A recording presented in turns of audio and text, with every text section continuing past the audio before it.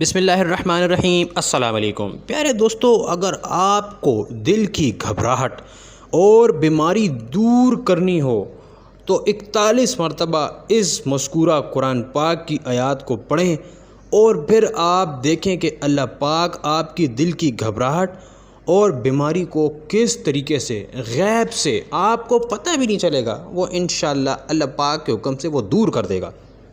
پیارے دوستو، یہ وظیفہ قرآن مجید کی ایک سورۃ الرعد پارہ نمبر 13 آیات نمبر 28 کی یہ آیات ہے۔ چھوٹی سی آیات ہے لیکن اس کا بہت زیادہ فائدہ آپ کو ہو جائے گا۔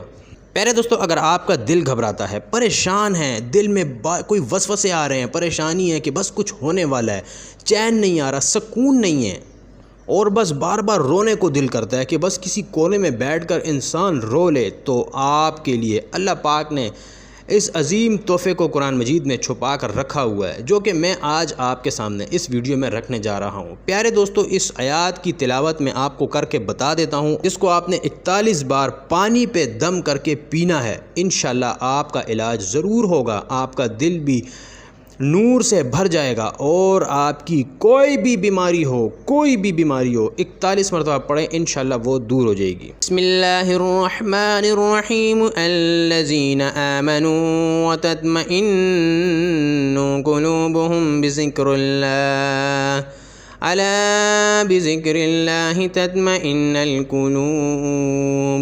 صدق اللہ العظیم۔